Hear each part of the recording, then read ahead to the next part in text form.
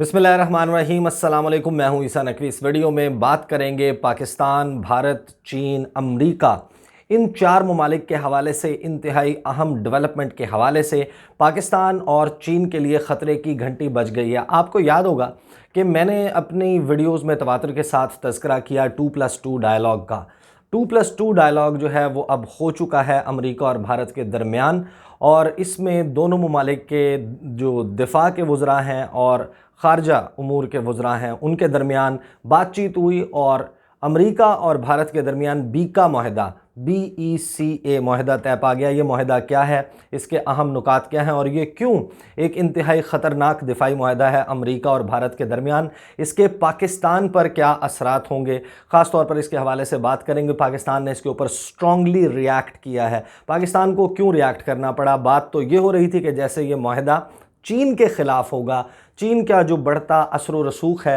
Indo Pacific area में, इस reason में, उसको कर्टेल करने के लिए, उसको रोकने के लिए, चीन का रास्ता रोकने के लिए अमेरिका और भारत दिफाई ताउन बढ़ा रहे हैं। लेकिन अब बिल्ली जो है वो थैले से बाहर आ गई है, और जिस किस्म की तफसीलात नई दिल्ली से आ रही हैं उसका मतलब ये है कि परेशानी जो है वो पाकिस्तान के लिए बनती है। किस सूरत में बनती है उसके हवाले से मैं आपको बताऊंगा। मेरे पास कुछ कोट्स मैं इसमें आपको पढ़ कर सुनाऊंगा जो कि अमरीकी वज़ीर ख़ारजा माइक पॉम्पियो ने नई दिल्ली में बोला। मार्क एस्पर जो कि वज़ीर दिफ़ा हैं अमेरिका के, उन्होंने जो है वो जो बात की उसके हवाले से, फिर राजनाथ सिंह और सुब्रमण्यम जयशंकर, इनकी जो बातचीत है उसके हवाले से, फिर क्या रिपोर्ट हो रहा है इंटरनेशनली, उसके हवाले से भी बात कर लेंगे। पहले तो मैं आपको ये बताऊं कि 2+2 मुज़ाकरात दिल्ली में हुए, जहां पर दोनों ममालिक के, अमेरिका और भारत के वज़राए दिफ़ा मौजूद थे, और उसमें बीका एग्रीमेंट जो है वो तय पाया है, basic exchange and cooperation agreement. देखने में जो है वो एक बेसिक एक्सचेंज को सुनकर ऐसा लगता है कि जैसे बहुत ही कोई इनिशियल नौइयत का एक आम सा, एक बुनियादी सा जो है वो एक माहिदा है जिसमें कोई ऐसी चीज़ नहीं है कि जिससे कुछ ख़तरा हो सकता है। लेकिन जिस वक्त आप इस माहिदे की डिटेल्स में जाएं और ऑफिशियली या अनऑफिशियली, सरकारी या गैर सरकारी तौर पर अमरीकी और भारतीय हुक्काम की तरफ से जो मीडिया के साथ इंफॉर्मेशन शेयर की गई है, वो मैं आपको वन बाय वन बताता हूँ कि किस किस्म का डेटा पहले बात की गई चीन के हवाले से शेयर किया जाएगा। लेकिन जिस वक्त मैं आपको कोट्स बताऊंगा कि जो कि दिए गए इन वज़राए ख़ारजा और वज़राए दिफ़ा की तरफ से, उसके बाद फिर पाकिस्तान के दफ्तर ख़ारजा ने इसके ऊपर अपना रद्द-ए-अमल दिया है, वो सख्त रद्द-ए-अमल है। सबसे पहली बात तो ये कि जो माहिदा है उसमें यानी कि broadly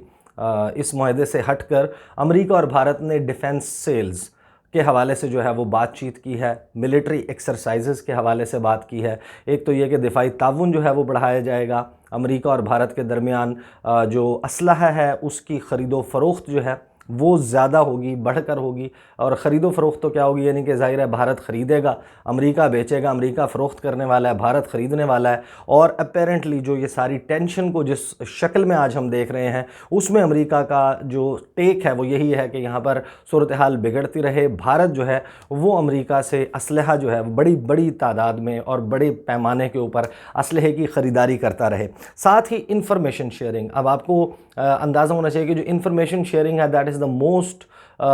delicate and most important aspect जो बीका माहिदे का है। इसके तहत जो है हाई एंड सैटेलाइट इमेजेस, सबसे पहले जो है जो चीज़ ज़ाहिर है कि मीडिया को अनऑफिशियली बताई गई, उसके मुताबिक high and satellite images America की जानिब से भारत को फराहम किए जाएंगे। अब वो हाई एंड सैटेलाइट इमेजेस जो हैं वो ज़ाहिर है कि इस तमाम रीजन में जहाँ जहाँ भारत का स्टैंड ऑफ चल रहा है चीन के साथ along the line of actual control, वहाँ पर जो डिप्लॉयमेंट है चीनी फ़ौजियों की, और जो उनके जिस किस्म के वेपन सिस्टम्स वहाँ पर मौजूद हैं, जिस किस्म का असलहा मौजूद है, जिस किस्म की जंगी तैयारी मौजूद है, तो बाकायदा एक तरीके से जो जासूसी का निज़ाम है वो इंडिया को दे दिया गया है, उस तक एक्सेस दे दी गई है, उस इंफॉर्मेशन तक जो सेटेलाइट है उसकी जो हाई एंड इमेजेस हैं जिनको जूम इन करके आप बिल्कुल रियल टाइम जो हैपनिंग हो रही है लाइन ऑफ एक्चुअल कंट्रोल पर on the other side of the border, India उस डाटा तक रसाई हासिल कर सकेगा।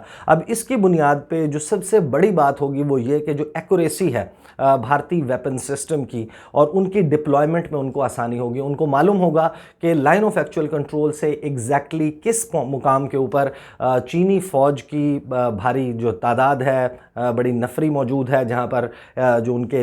कैंप्स लगाए गए हैं उन तक रसाई हो जाएगी, किस किस्म के वेपन्स वहाँ पर मौजूद हैं और उनको किस तरीके से काउंटर किया जा सकता है। तो बाकायदा एक एक्यूरेसी जो है वो भारत को मिल सकेगी इस मुआहदे के तहत। उसके बाद जो है telephone intercepts, now that is very important कि अमेरिका जो है वो चीन की ना सिर्फ ये कि जासूसी करता है, अपने लिए करता है, लेकिन अब वो जासूसी जो है वो भारत के लिए भी की जाएगी कि जो टेलीफोन के इंटरसेप्ट्स हैं, टेलीफोन कॉल्स हैं, जो रेडियो के ज़रिए राबता है, उस राबते को जो जहाँ जहाँ पर इंटरसेप्ट किया जाएगा, उन कॉल्स को जहाँ जहाँ इंटरसेप्ट किया जाएगा, उससे हासिल होने वाली जो मालूमात हैं उन तक भारत को बराह रास्त रसाई मिलेगी। और इस रसाई की बुनियाद पर जाहिर है कि इंफॉर्मेशन का होना किसी भी जो फ़ौजी ताकत है उसके लिए इंतहाई अहम है। उनको एग्जैक्टली पता हो कि किस किस्म की कम्युनिकेशन हो रही है, जो पीपल्स लिबरेशन आर्मी है उससे किस किस्म की हिदायत मिल रही हैं और फिर वो हिदायत नीचे वाले लेवल के ऊपर किस तरीके से कन्वे की जा रही हैं। अगर इस डाटा तक रसाई मिल जाए भारत को, तो उसका ये मतलब होगा कि भारत इस सारे मामले में जो है वो इंफॉर्मेशन मौजूद होने की वजह से किसी भी ख़तरे को जो है वो ज़्यादा बेहतर तरीके से टैकल कर सकता है। उसके बाद जो डाटा शेयरिंग है ऑफ चाइनीज़ ट्रूप्स, अच्छा ये चाइनीज़ ट्रूप्स की डाटा शेयरिंग मैं इसके हवाले से बात कर चुका हूँ। अब बीका जो है basic exchange and cooperation agreement between India and United states, जिस वक्त इसके ऊपर दस्तखत कर दिए गए, उस दस्तखत करने के बाद इसमें जो सबसे अहम बात है वो ये कि ये जो कोऑपरेशन एग्रीमेंट है, basic exchange and cooperation agreement, इसमें ये कहीं पर नहीं लिखा हुआ इस मुआहदे में कि ये जो इंफॉर्मेशन शेयरिंग है ये सिर्फ चीन के हवाले से की जाएगी। जिस वक्त बीका के तहत भारत को रसाई होगी डाटा की, तो इसका मतलब ऑटोमेटिकली ये है कि ये तमाम रसाई पाकिस्तान के हवाले से भी भारत को मिल जाएगी। और जिस किस्म की सेटेलाइट इमेजिंग, जिस तरह के हाई एंड सेटेलाइट इमेजेस तक रसाई होगी, डिप्लॉयमेंट की कि कहाँ पर किस किस्म के वेपन्स मौजूद हैं, कहाँ पर मिसाइल्स जो हैं वो नस्ब किए गए हैं, उसके लिए कोई बेस बनाई गई है, और दीगर जो ट्रूप्स की मूवमेंट होती है एक जगह से दूसरी जगह, फ़ौजियों की, फ़ौजी कारवान्स की जो नकलो हरकत है उस तक, उस डेटा तक रसाई मिल जाएगी। उसके बाद मार्क एस्पर जो हैं उनका कोट मेरे पास मौजूद है कि जिस वक्त ये सब कुछ हुआ, वैसे तो उन्होंने लंबी चौड़ी तो उन्होंने गुफ्तगू की थी, लेकिन पिन पॉइंटेड मैंने 3 कोट्स निकाले हैं, वो मैं आपको पढ़ के बता देता हूँ। एक मार्क एस्पर का है, एक राजनाथ सिंह का है और एक माइक पॉम्पियो का है। पहले मैं आपको बताता हूँ कि मार्क एस्पर ने क्या कहा। मार्क एस्पर ने कहा कि we stand shoulder to shoulder, हम कंधे के साथ कंधा मिलाकर खड़े हैं भारत के, इन support of a free and open Indo Pacific for all. जो इंडो पैसिफिक रीजन है, जो समंदरी हदूद है उसको देख लीजिए, और इसमें जाहिर है कि साउथ चाइना सी के मामले के ऊपर अब बाकायदा ताउन जो है उसको रिटन फॉर्म में ले आया गया है भारत और अमेरिका के दरमियान। और इस इंडो पैसिफिक रीजन के हवाले से फिर उन्होंने कहा कि particularly in light of increasing aggression and destabilising activities by China, China का नाम लेकर मार्क एस्पर ने कहा कि जो चाइना की तरफ से एग्रेशन है या फिर जो चाइना की तरफ से अदम इस्तेहकाम पैदा करने की कोशिश है, उसको कर्टेल करने के लिए अमेरिका और भारत के दरमियान ये सब कुछ तय पाया है और दोनों कंधे के साथ कंधा मिलाकर खड़े हैं। उसके बाद राजनाथ सिंह जो है उन्होंने भी बात की freedom of navigation in the international seas. अब इंटरनेशनल सीज़ जो है वो उसके हवाले ज़ाहिर है क्योंकि मैं बहुत सारी वीडियोस कर चुका हूँ, आपको मालूम होगा साउथ चाइना सी का मामला, किन 11 ममालिक के साथ चीन के समुद्री हदूद के तनाज़ात हैं और कितना % ऑफ साउथ चाइना सी उसको चीन क्लेम करता है। वहाँ पर मसनूई जजीरे बनाने का इल्ज़ाम चीन के ऊपर लगाया गया है अमेरिका की तरफ से, दीगर ममालिक की तरफ से। लेकिन इस तमाम मामले में भारत और अमेरिका अब हैंड्स इन हैंड होंगे और मिलकर एक्टिविटी करेंगे। लेकिन जो सबसे ख़तरनाक कोट है वो है माइक पॉम्पियो का। माइक पॉम्पियो अमरीकी वज़ीर ख़ारजा हैं और जिस वक्त ये माहिदा तय पाया उसके बाद अमरीकी वज़ीर ख़ारजा कहते हैं कि आई एम ग्लैड टू से, मैं बहुत खुश हूँ या मुझे बहुत खुशी महसूस हो रही है ये कहते हुए, the United States and India, America और भारत are taking steps for cooperation, दोनों इकदामात उठा रहे हैं ताउन करने के लिए, against all manners of threats, all manners of threats, यहाँ पर कोई चीन की बात नहीं है। उन्होंने कहा कि भारत को जहाँ जहाँ से कोई ख़तरा है, अब इसमें पाकिस्तान शामिल है, बात ये की गई है कि ये जो कोऑपरेशन और एक दूसरे की जो सपोर्ट है वो सिर्फ चीन के हवाले से नहीं है। माइक पॉम्पियो कहते हैं against all manners of threats and not just those posed by the Chinese communist party, कि सिर्फ उन थ्रेट्स का मुकाबला करने के लिए नहीं जो कि चाइनीज़ कम्युनिस्ट पार्टी की तरफ से हैं, बल्कि तमाम तर जो भारत को ख़तरात हैं उनके हवाले से माइक पॉम्पियो ये कह रहे हैं कि ये ताउन का मुआहदा तय पाया। अब ये ताउन का मुआहदा तय पा गया, पाकिस्तान ने इसके ऊपर किस तरीके से रिएक्ट किया। आपको ये अंदाज़ा होना चाहिए कि गुज़श्ता 35 दिनों में भारत ने 11 मिसाइल्स का टेस्ट किया है, और जो एक्यूरेसी एंड प्रिसीजन, अगर आपको जियो स्पेशल डेटा तक रसाई मिल जाए, जिस डेटा की शेयरिंग का ये मुआहदा तय पाया है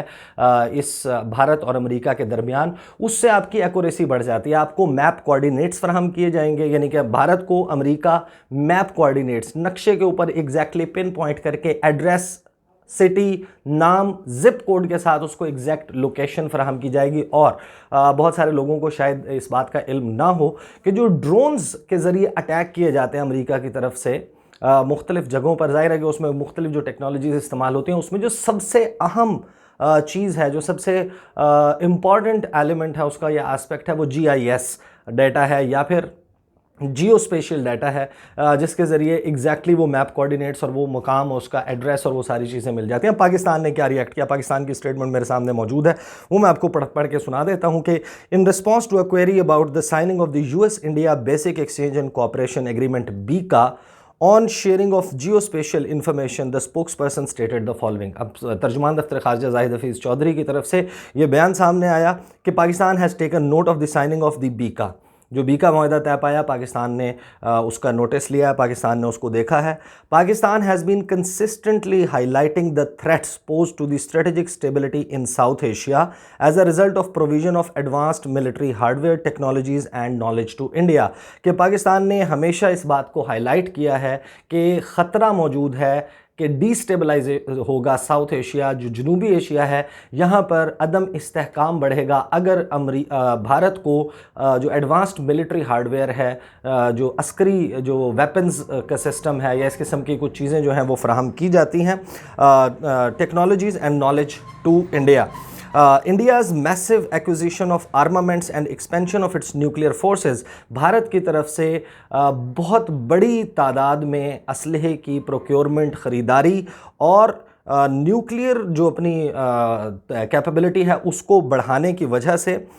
including introduction of new destabilising weapon systems, जो नए वेपन सिस्टम्स जो हैं उसने एक्वायर किए हैं, are developments with serious repercussions, कि इसके बहुत सख्त मुज़मरात और असरात होंगे for peace and stability in South Asia. South Asia जो खित्ता है, जनूबी एशिया है, इसके ऊपर बड़े सख्त असरात होंगे। The recent unprecedented rate of missile test conducted by India is yet another manifestation of dangerous Indian conventional and nuclear military buildups, के जो भारत की तरफ से जो रिसेंटली मिसाइल के टेस्ट किए गए हैं उसकी वजह से बाकायदा जो है वो इस वक्त ख़तरा मौजूद है साउथ एशिया में। It again corroborates concerns expressed by several international experts on the military spin-offs of conducting high technology trade with India, which has not only eroded the international norms but has also resulted in negatively affecting the strategic stability in South Asia. This is very clear that America ने ये बता दिया है कि इस खित्ते में वो किसको बैक कर रहा है, कौन उसका दोस्त है, और इसमें पाकिस्तान के लिए सबसे ज़्यादा जो